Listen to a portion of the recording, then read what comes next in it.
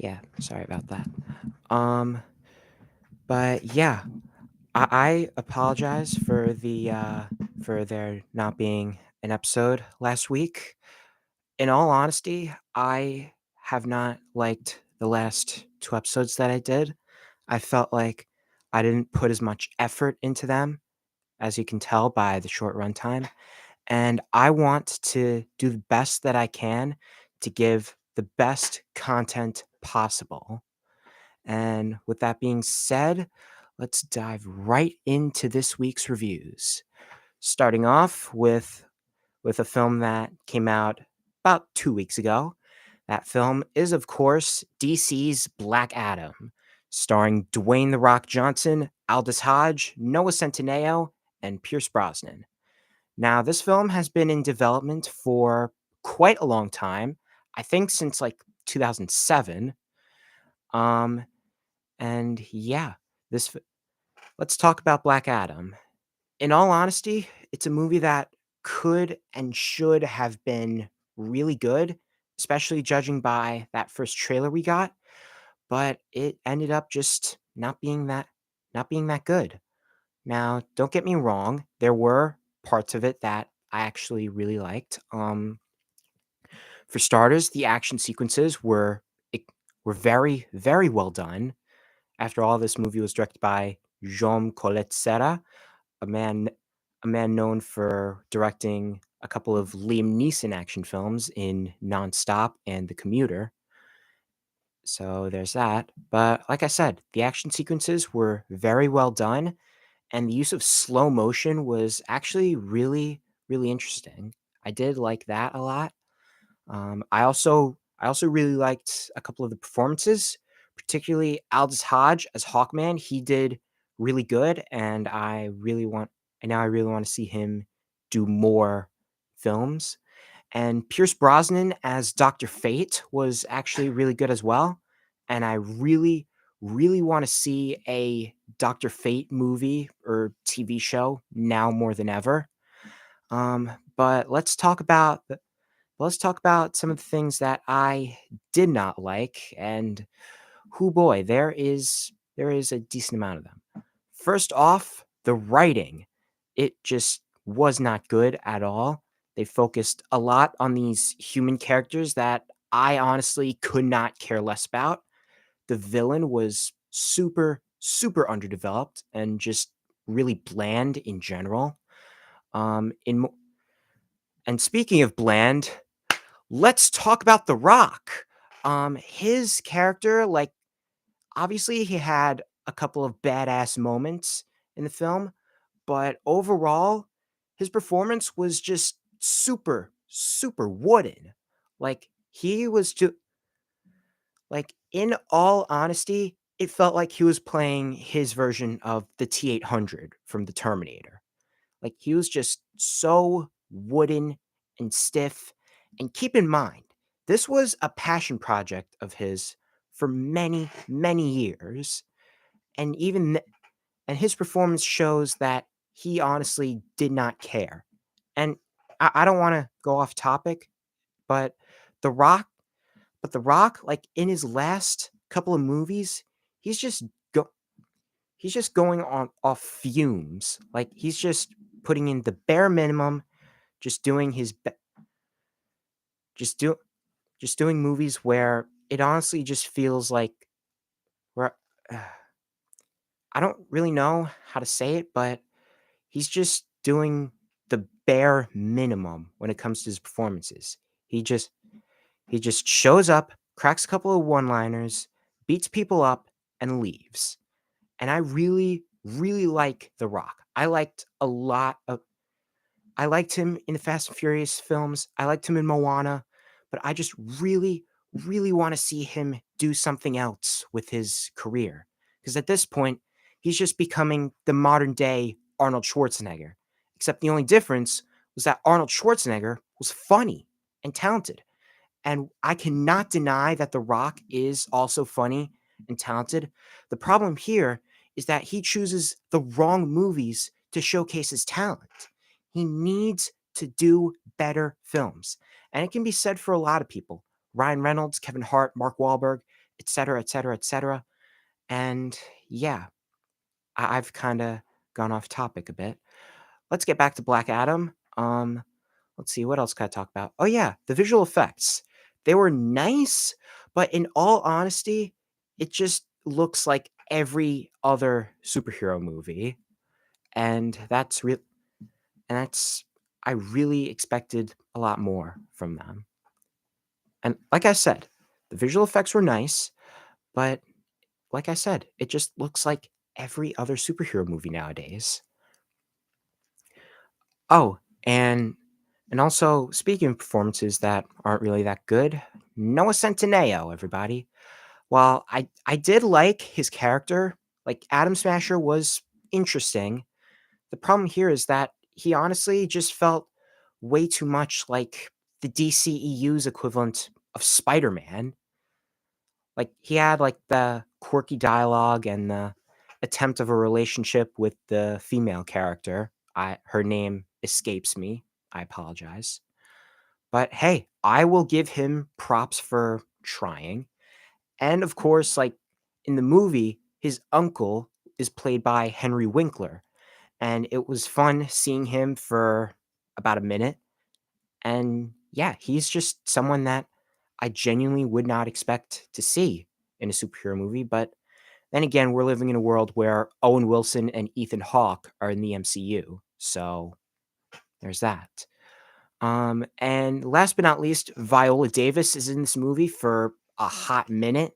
And honestly, it just felt like she just put a green, she did this in her bedroom with a giant green screen behind her. And she just felt kind of forced into the movie. So yeah, overall, Black Adam, it's not terrible. Like it does have its moments of greatness, but man, it should have been a lot better. And I'm really, really crossing my fingers that Shazam, Fury of the Gods, and The Flash are actually good next year. So yeah. And actually, speaking of DC, it was recently reported that James Gunn and Peter Safran are now going to be the heads of DC's film unit, which makes me excited. But at the same time, I'm also a bit iffy about it because while I did like James Gunn's Suicide Squad movie, I also don't want every movie to be like James Gunn's superhero movie. I want them to, continue to be different. I want them to make movies like The Batman, for example. That movie was amazing. I still want DC to, like just push boundaries while Marvel just does, the Marvel thing. So yeah, overall, I really hope that James Gunn can make the most of what he can in DC. And moving on to the next film that I'm reviewing. It's a film that came out on Netflix about a couple days before Halloween. I would have reviewed it. I would have reviewed it last week, but I air on Thursdays and the movie came out on Friday. So sometimes you can't win in life. And that movie I'm talking about is Wendell and Wild, the latest film from Henry Selick. And he actually did this film in collaboration with another great mind when it comes to horror, and that person is Jordan Peele, who of course made Get Out, Us, and this year's Nope. Now, the film follows two demon brothers played by Keegan Michael Key and Jordan Peele as they try to get to the land of the living thanks to the help of a teenage punk girl played by Lyric Ross. And let's talk about this movie. It's been over a decade since we've gotten anything new from Henry Selick. I'm pretty sure the last film he made was Coraline, and that movie was, of course, amazing. And he was going to make he was going to make stop motion films for Disney and Pixar, but that ended up not happening. And when he announced this film, part of me was excited, but another part of me felt like it wouldn't have worked out. But now that I've seen the movie, I can safely say that this movie was honestly really, really, really good. Possibly a future Halloween classic. Let's see. The animation is absolutely beautiful. Like I could have like this would have been a major argument for stop motion returning to theaters, but hey, no one really cares about stop motion anymore, which is why you see movies like this on Netflix. Let's see what else. The voice acting is actually superb. Like Key and Peele are funny as always. Lyric Ross in particular, she did really good with what she was given, and I hope that she gets more roles because of this movie. We also got some solid roles from Angela Bassett, Ving Rhames, and James Hong, who did good with, of course, the material that they're given. The plot is actually really daring. It ta- it tackles prison systems, it tackles grief and trauma and even corruption at some points. Like I feel like this could be considered like an animated apparent to The Shawshank Redemption because because of all the allusions and allegories to prison systems. But then again, I might sound crazy just for saying that. Let's see what else. What else? What else? What else? The characters were really likable. Obviously, obviously, like I said, the voice acting was great, but the characters are actually really, really well developed. Of course, Wendell and Wild, they're a couple of scheming dudes who also just really want to build their amusement park. And yeah, it can feel relatable at times, especially when they'd have to do certain things just so they can see their dream come true, even when it negatively affects other people. And yeah, I can and yeah, it can be relatable to some. Um, Lear, the character of Kat is someone has who has gone through a lot. Of course, she witnessed the death of her parents, and in a way, feels somewhat responsible. But then she kind of grows from it, and she ends up facing her demons. Of course, Wendell and Wild.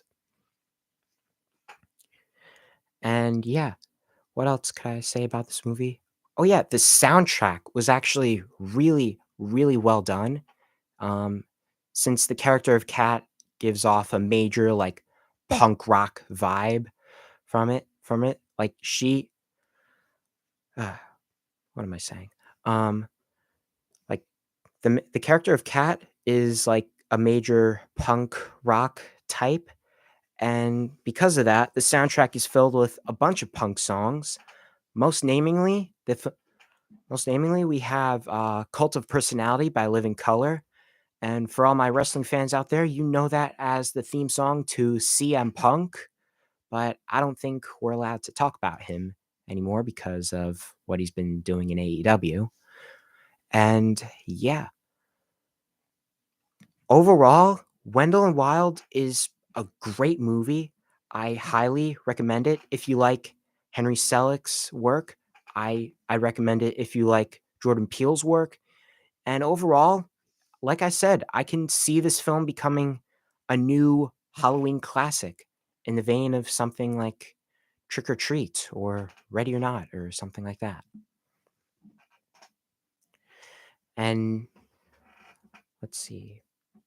Oh yeah, it's November now, which means we're going to be getting a ton, and I do mean a ton of really great movies that'll come out this year. Starting off, actually tomorrow we're going to be getting a Weird Al Yankovic biopic called Weird, the Weird Al story.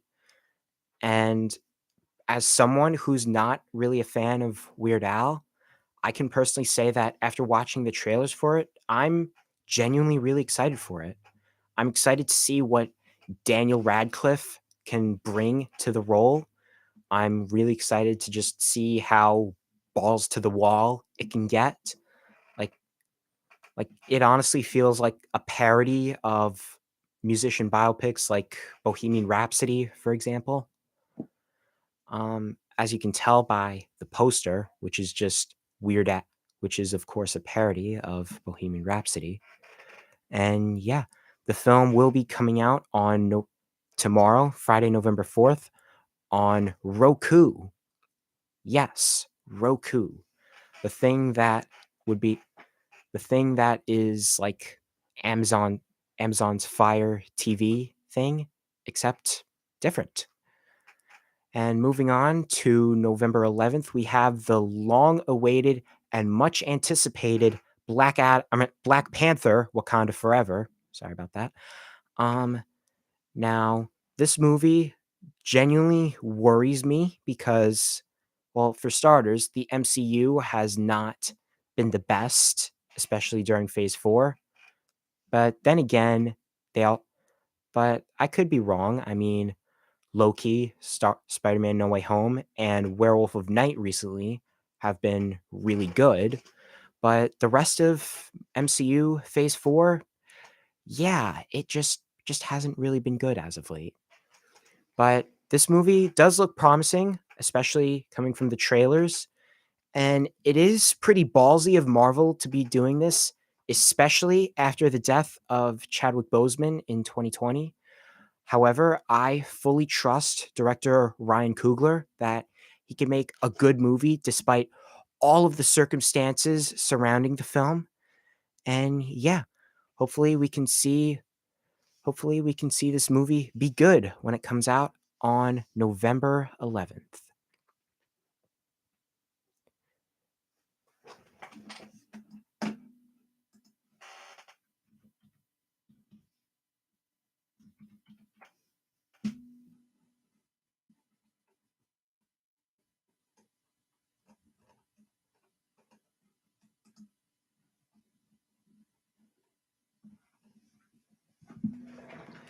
And also coming out on November 14th, we have a documentary coming to Netflix called Stutz, which is actually made by Jonah Hill and is actually is and it's basically just I'd say hour and a half long conversation between him and his therapist.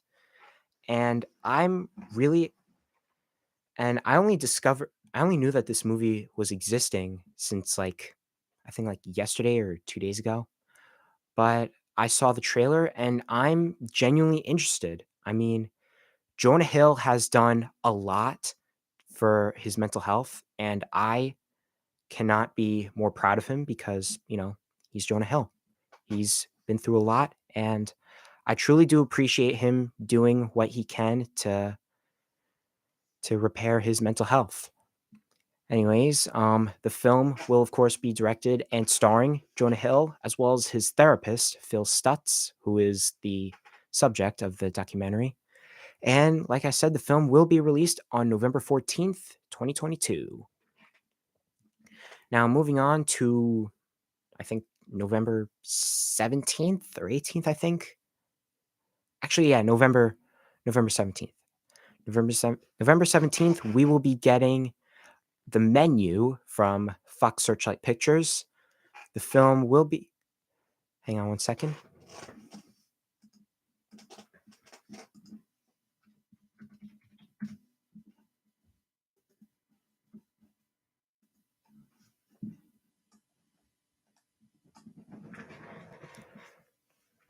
The film is a black comedy horror film directed by Mark Mylod of Succession, and the film will star Anya Taylor-Joy, Nicholas Hoult, John Leguizamo, and Ray Fiennes. The film follows Anya Taylor-Joy and Nicholas Hoult as a young couple that travel to a remote restaurant to eat at an exclusive restaurant run by a. bleh. Let me try this again. The film follows a young couple played by Anya Taylor-Joy and Nicholas Hoult as they travel to a remote island to eat at an exclusive restaurant run by a celebrity chef played by Ray Fiennes. And judging by the trailer, I'm genuinely interested in seeing what this film is all about. Ray Fiennes and Anya Taylor-Joy are, of course, very talented actors. And yeah, overall, this film will be released on November 18th of 2022. I apologize for that. I kind of got the dates mixed up.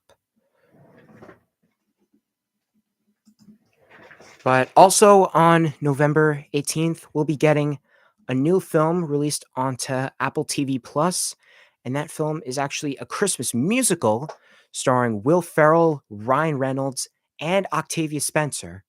And that film is going to be Ghosted, which is which is going to be a pretty much a musical take on A Christmas Carol, with Ryan Reynolds playing Scrooge and Will Ferrell playing the ghost of Christmas Present. And it looks charming, but I don't necessarily think that the movie's going to be good, because in all honesty, I'm kind of sick of Ryan Reynolds doing his shtick right now. And in all honesty, Will Ferrell hasn't made a truly great film since The Other Guys, and that film came out about 12 years ago. So, yeah, hopefully I'm really hoping that this film is good, and you guys can check it out on Apple TV Plus on November 18th.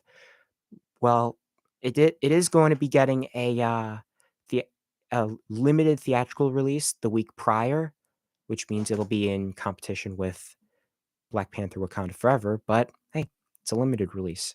You guys can see it on November 18th, like I said.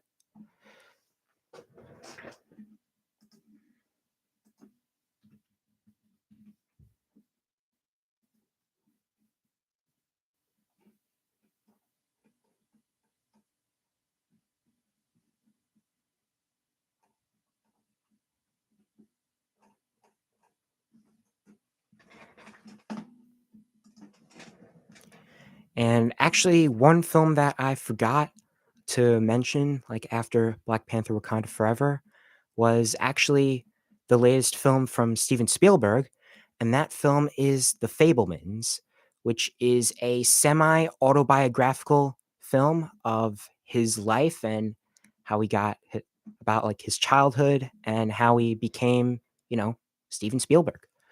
The film will star Paul Dano and Michelle Williams as his parents, as well as Seth Rogen as his uncle. And I am interested in seeing what this film will be. I mean, judging by the judging by what I've heard from its festival screenings, it's supposed to be really great, possibly a front runner for Best Picture at the Oscars. And yeah, I am really interested in seeing what Steven Spielberg is going to bring to the table.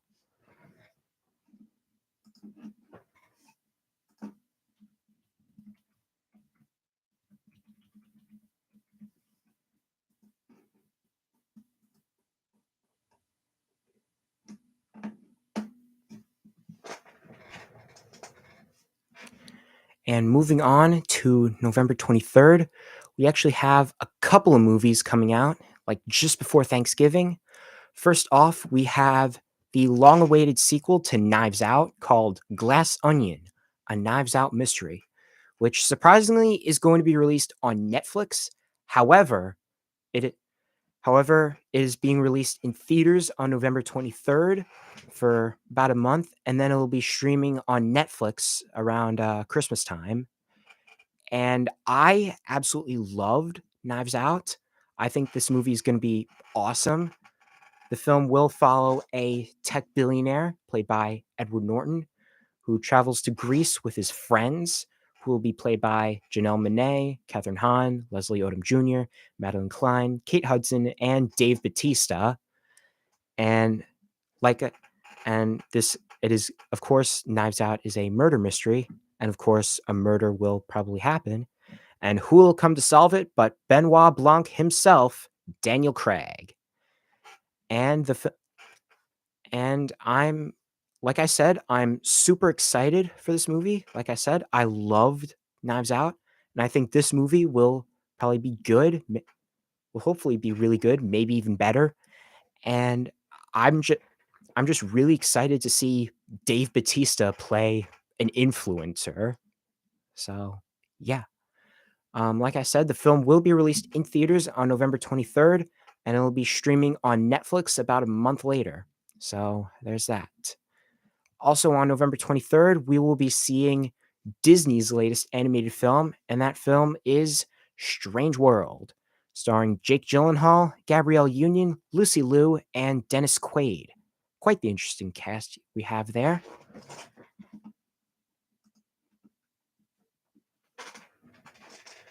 The film will follow a family of explorers who must set aside their differences as they embark on a journey to a mysterious planet inhabited by surreal life forms. In all honesty, I'm looking forward to this movie. I think the animation looks really, really beautiful. And judging by the first trailer, I'm really hoping that this film will be good because I've heard good things about Encanto, but for some reason I've never seen it. So, yeah. Anyways, like I said, the film will be released on November 23rd, 2022.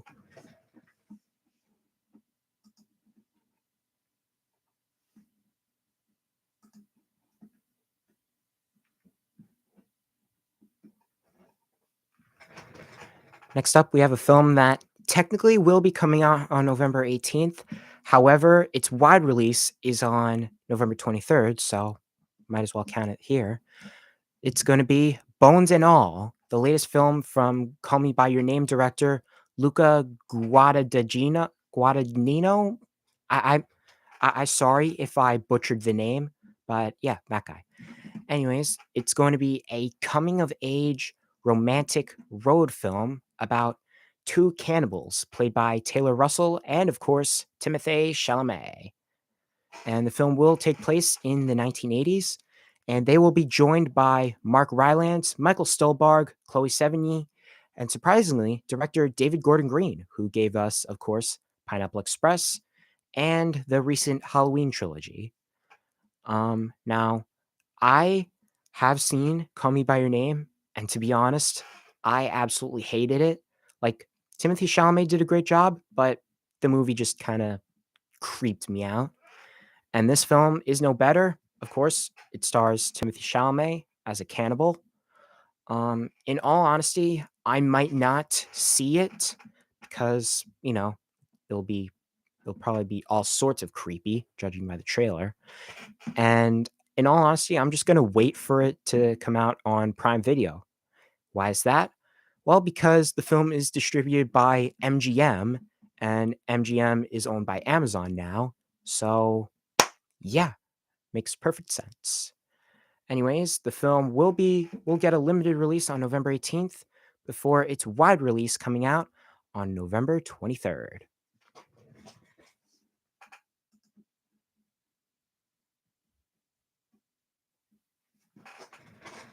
And closing out our November releases to be hyped for, we actually have two movies. First of which is another Netflix film, and that film is White Noise, an apocalyptic black comedy directed by Noah Baumbach, the man who directed Marriage Story, and the film stars Adam Driver, Greta Gerwig, Andre Benjamin, Jodie Turner Smith, Alessandro Nivola, and Don Cheadle. The film will follow a professor and his family that get caught up in, the apocalypse. I liked Marriage Story. I thought it was really good, and I am interested in seeing what Noah Baumbach does now. And releasing it'll be getting a limited release on November 25th before being released just at the end of the year on December 30th, 2022 on Netflix.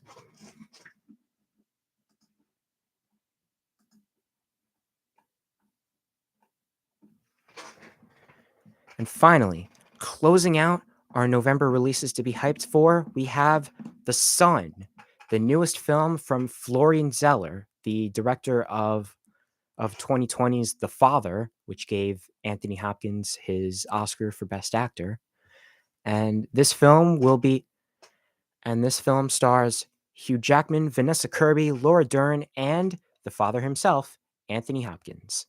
The film will follow Hugh Jackman as he tries to reconnect with his son and tries to see like yet also just trying to get his own life on track as he's currently being engaged to Vanessa Kirby. Um, I think Hugh Jackman is a fantastic actor. Anyone who's seen Prisoners will attest to that. And I am curious to see what'll happen with this movie. I do like I actually did like The Father. I thought it was pretty emotional. And hopefully this film will be pretty good too. It is set to be released on November 25th, 2022 by Sony Pictures Classics.